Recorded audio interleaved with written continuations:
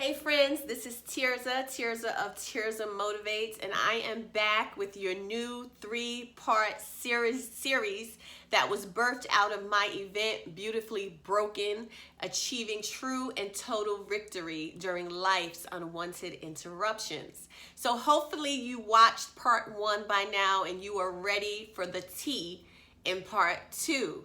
So yes, we're talking about being beautifully broken and finding blessings in the brokenness. So during the first part of this series, I elaborated and explained what it feels like to be broken, how one becomes broken, and what are some of the behaviors associated with being broken.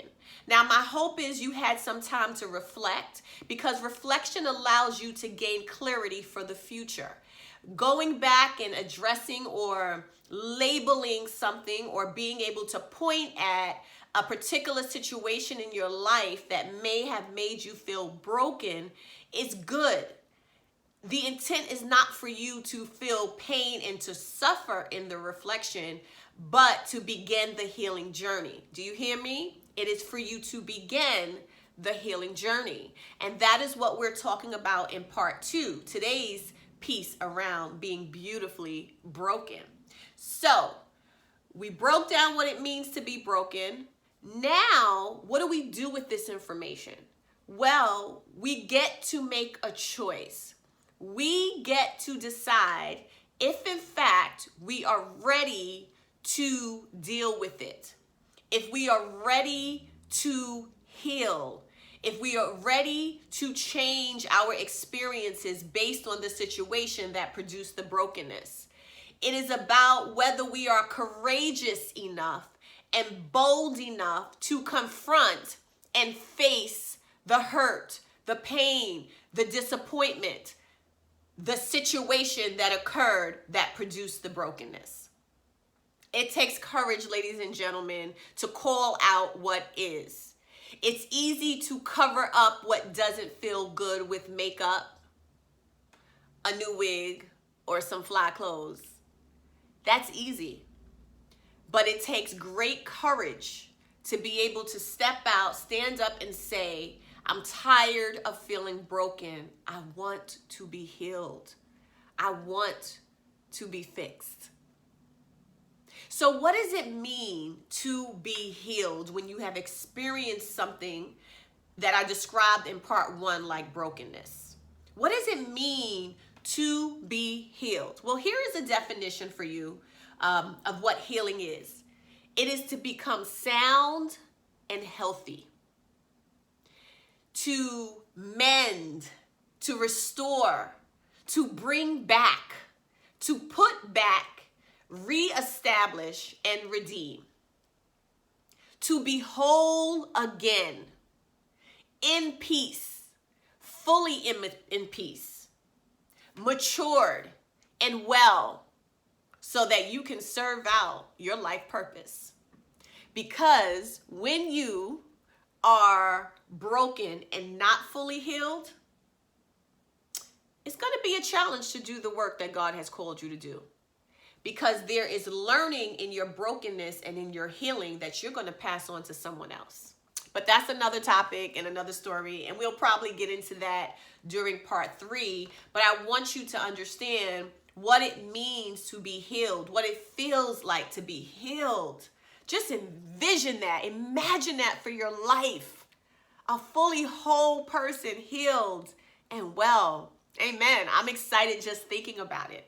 So how do we know we are ready to start our healing journey? And notice I use the word journey because it is a process and it takes time. And we'll talk about that more during part 3, but it's a process and it takes time. So how do we know we are ready for the healing journey? Well, I'm going to read a couple of bullet points for you, and I want you to think and listen closely as I read them to you. We know we are ready to begin the healing journey when we have had enough of the pain and suffering. We know we are ready for the healing journey when we are ready to fully surrender to the experience. We know we are ready for the healing journey when we are tired of reapplying the bandage to cover our wounds. Ladies and gents, that's exhausting. That's just exhausting. We know we are ready to begin our healing journey when we are willing to be exposed. When we are willing to be exposed. When we are willing to let go of control. When we are willing to be vulnerable, lean in, face it, and deal with it. We know we are ready to begin the healing journey when we are prepared and ready to take on the hard work and be comfortable with being uncomfortable. Come on.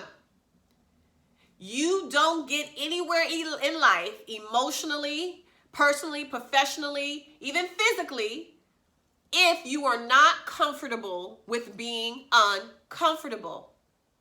You know you are ready for the healing journey when you realize the only true way you are going to truly heal is when you accept that true healing is the work of God.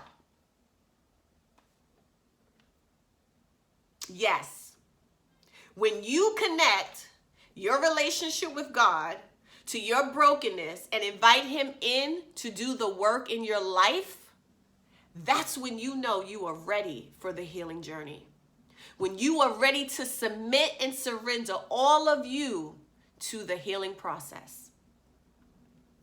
Take some time before you move on to part 3 to ask yourself these questions, to reflect on and think about how ready you are.